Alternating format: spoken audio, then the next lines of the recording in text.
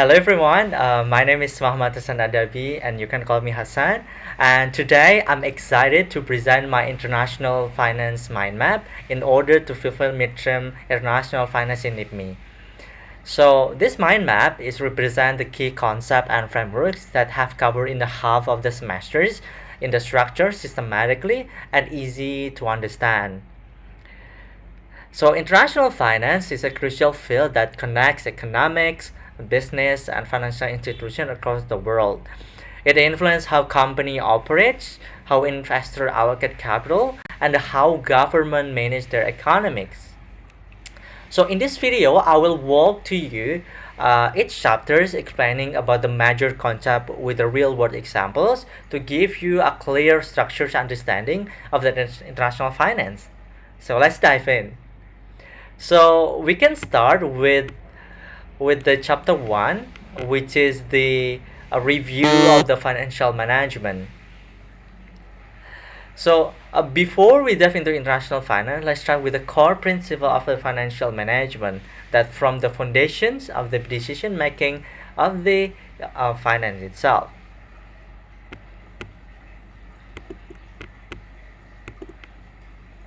So let's try to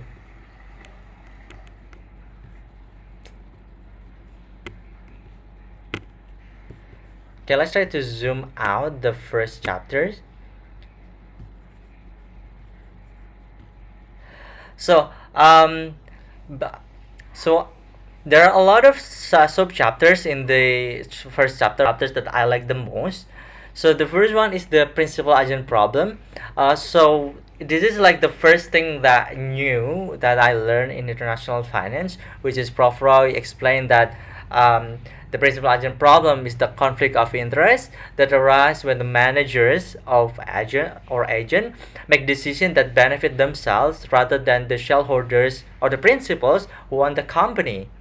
So for example, a CEO may choose to expand the company aggressively to increase their prestige, even if it leads to financial stability. So there are no exact solution for the principal agent problem is because of all the people has their own interests.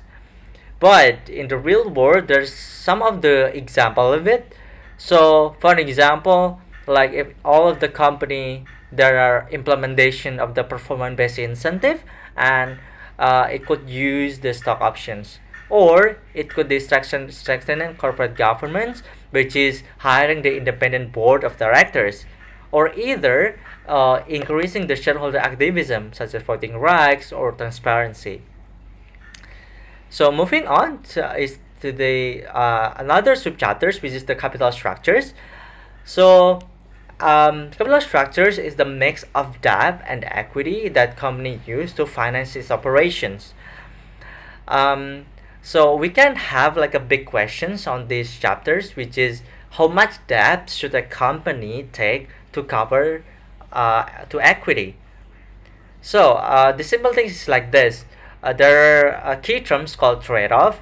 For example, more debt meaning that is lower tax due to of interest tax shield, but higher financial risk. So in the capital structures, the more debt that we have, the lower tax that we could get. But it is also risky for the if they cannot pay the debt itself.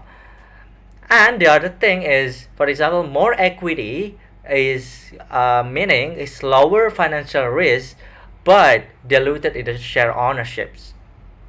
For example, so we take an Apple, for example. Apple used both debt and retained earning to finance its project rather than issuing new shares, which helped them to maintain control over the company.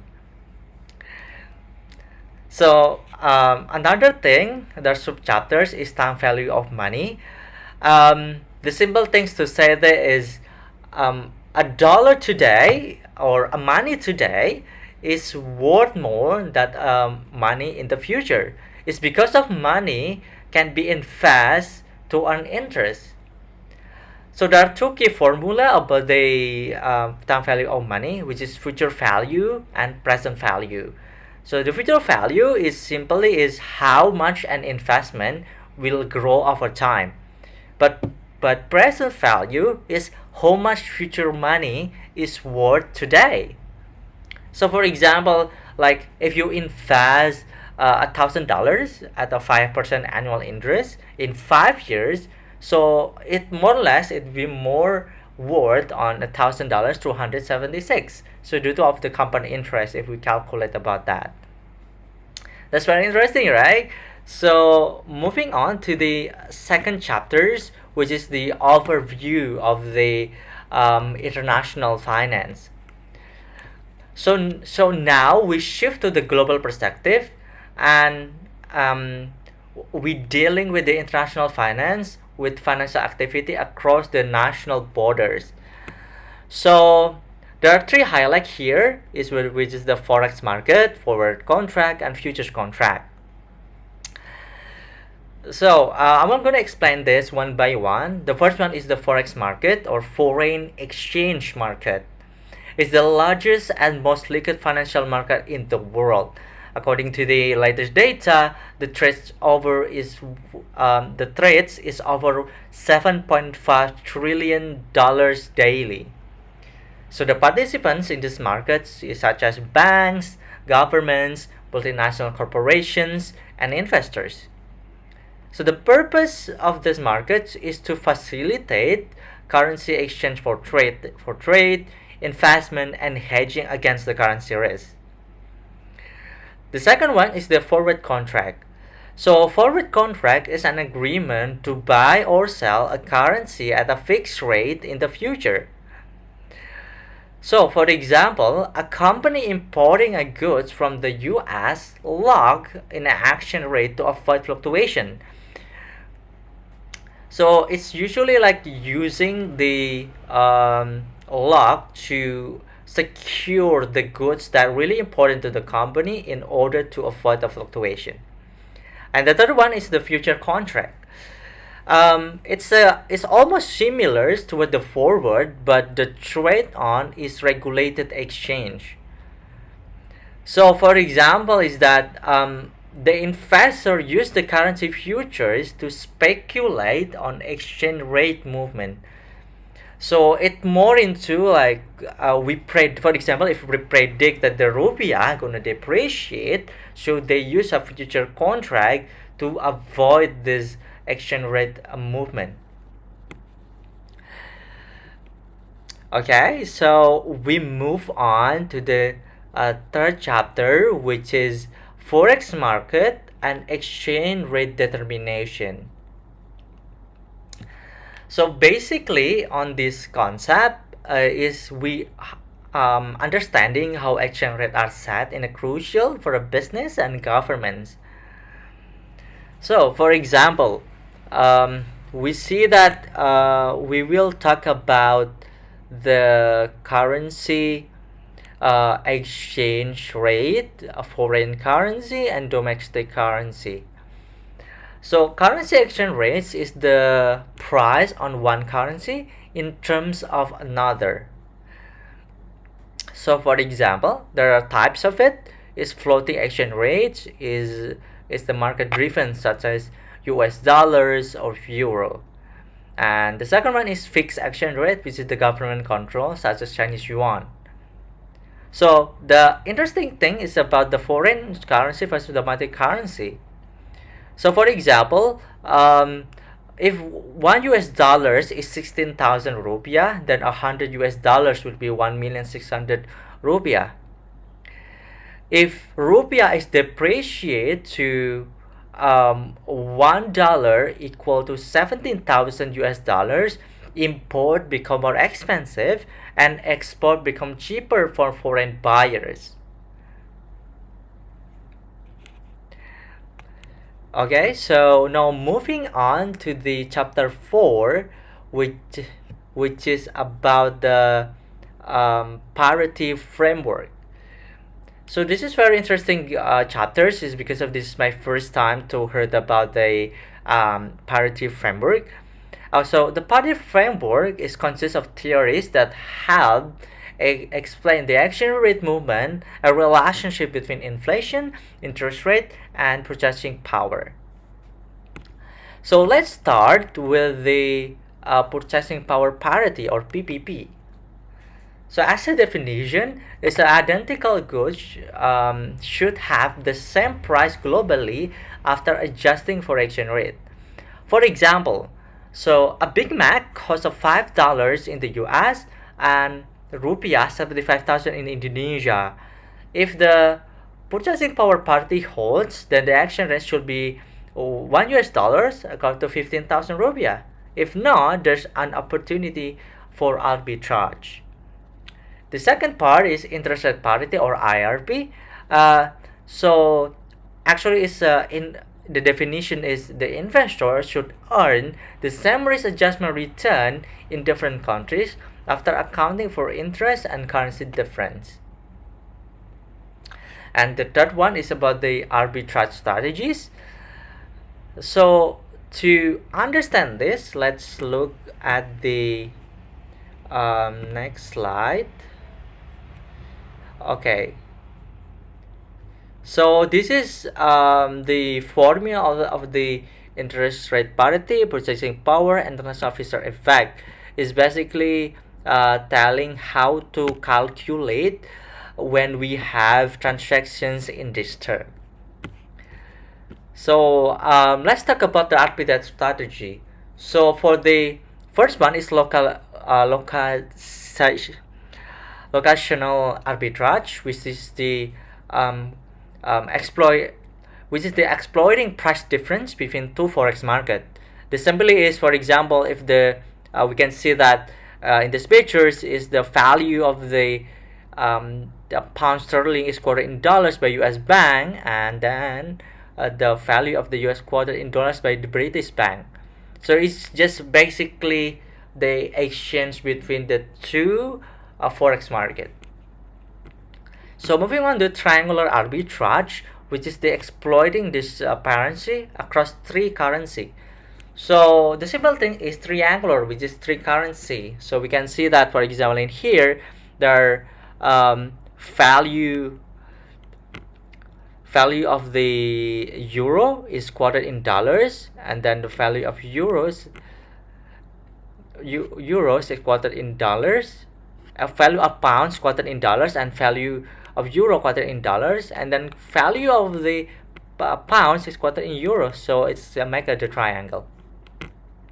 And the last one is about the cover interest arbitrage, which is the profiting from interest differential while hedging the currency risk. So it is basically telling us, for example, in here is for example, like interest rate differential between US and British rates, and then they convert it for the forward rate of the pounds quoted in dollars.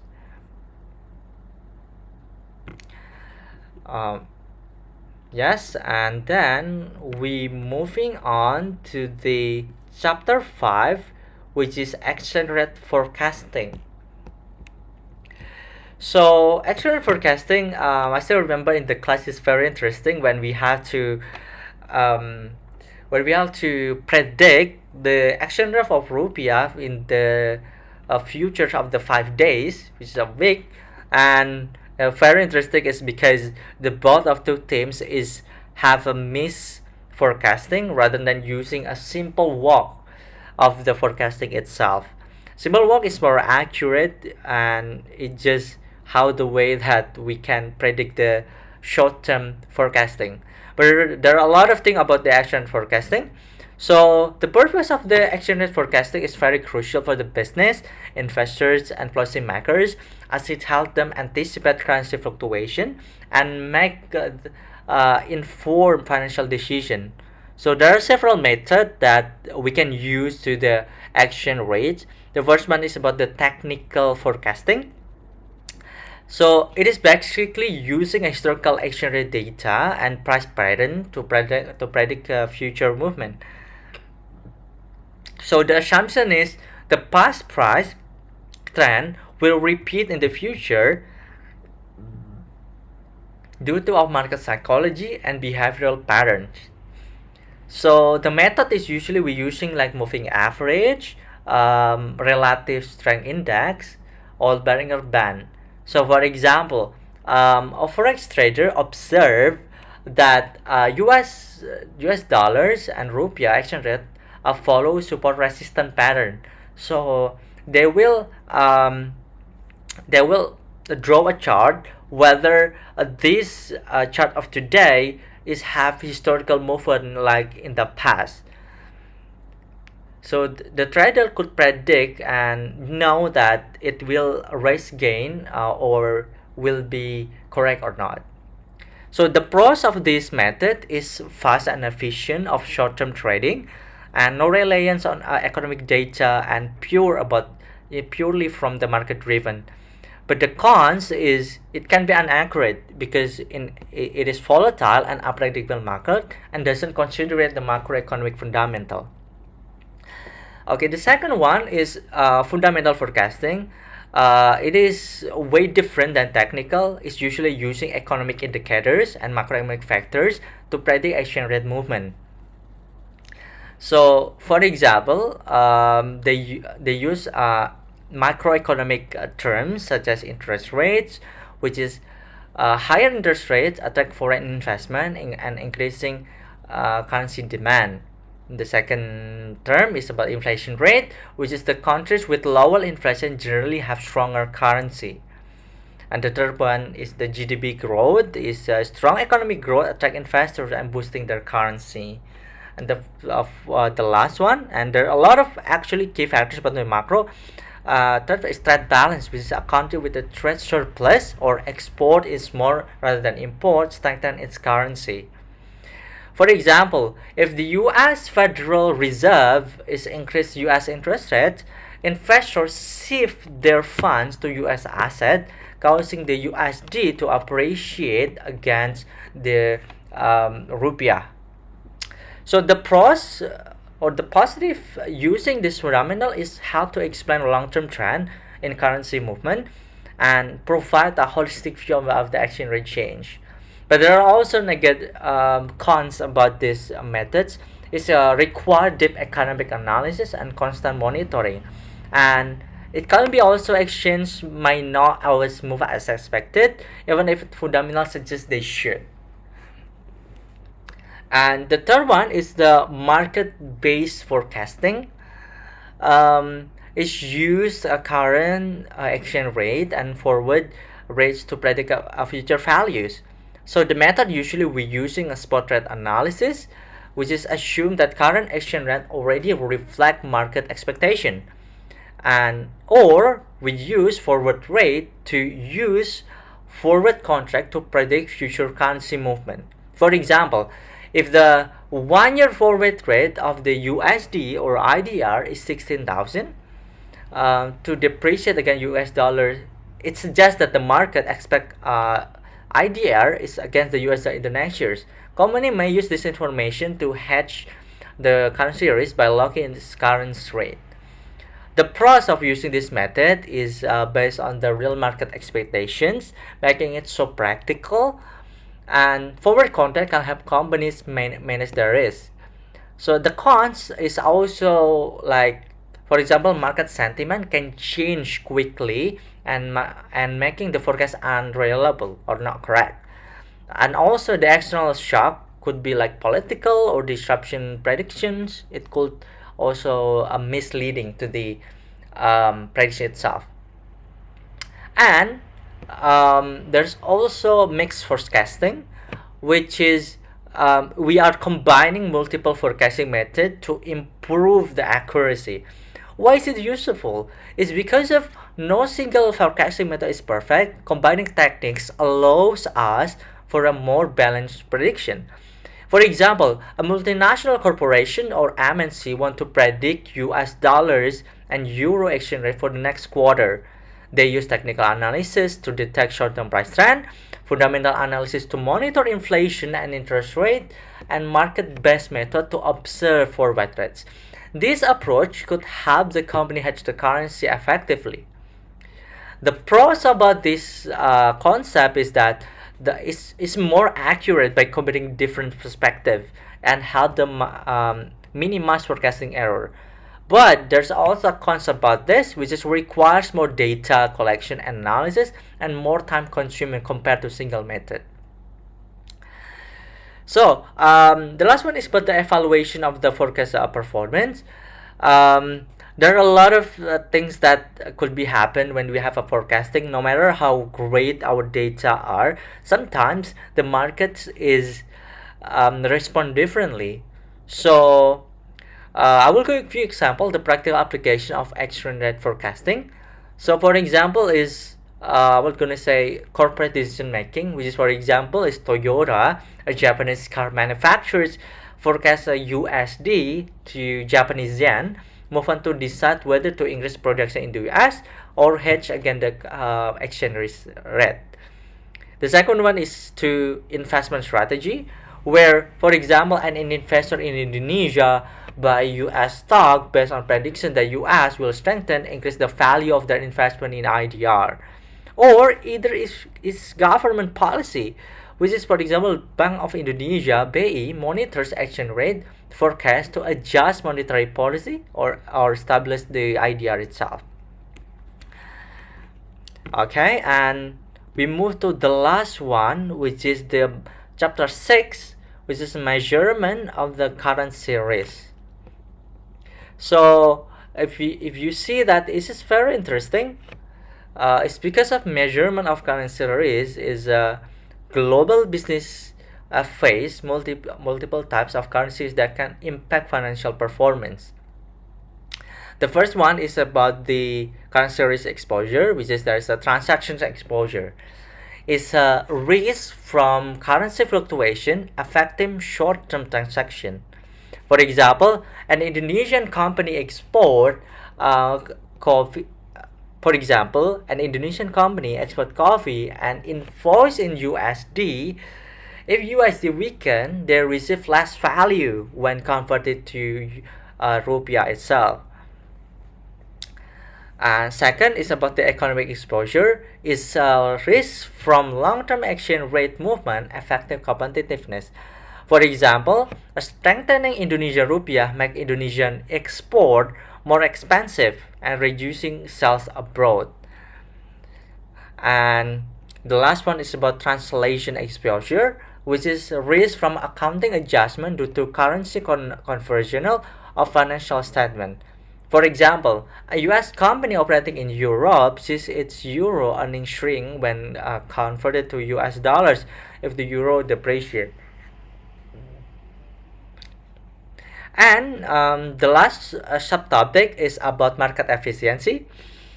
So I remember in this class we are trying to saying what is market efficiency, and Prof. Roy is always challenge us what is the market efficiency, and at the end we cannot make it correct.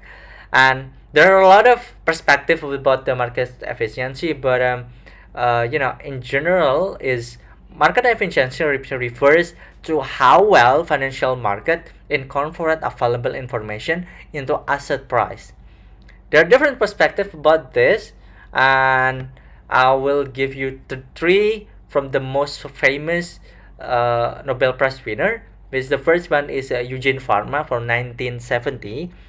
He defined the efficiency market hypothesis, or EMH, which is weak form, semi-strong, and strong. Weak form is a price reflect all past market data. Semi-strong is price adjust to all public available information. And strong form is the price incorporate all information including private and insider data. The second one is from Grossman and Stiglitz for 1980. They are saying that information is asymmetric critics. So they say that markets cannot be fully efficient because acquiring information is so costly. If market were perfectly efficient, there will be no incentive to gather trade on information. So if you are being logical, if the information is costly, why should they have to spend to buy an information if all the information is reflected? Basically, it's like that. And The last person is from the Fisher Black from 1986. It's called noise trading and limit of efficiency. So market are efficient. He said that market are efficient to an extent, but noise trader cause mispricing. Market inefficient create profit opportunities, but they are not systematic enough to be exploited consistently. Let's see um, the the spectrum of this. So actually, market according to when we have a discussion in the class, actually the most reliable explanation about market efficiency is that market are efficient. Market efficiency is actually spectrum, whether this approach is efficient according to which condition. It could be that market is actually efficient if all the information, if the price are reflected in the historical data, or could be market are efficient if the public data is reflected, or market is efficient could be from the private data itself. So it's actually a spectrum, not like a single stick theory that it could be cannot be against of. So for the closing, this include my international finance mind mapping presentations. We have covered about the fundamental of financial management, how forex market and exchange rate works, the parity framework and arbitrage opportunity, different methods of exchange rate forecasting, and how business manage currency risk. So I learned a lot this half semesters of international finance, and I hope that I could still implement this concept into my future journey. And thank you so much for Prof. Roy Sample, who always be fun and clear when he teach us about the finance part. So thank you for watching, and this is all for all my presentation, and see you on the next occasion. Bye bye. Thank you.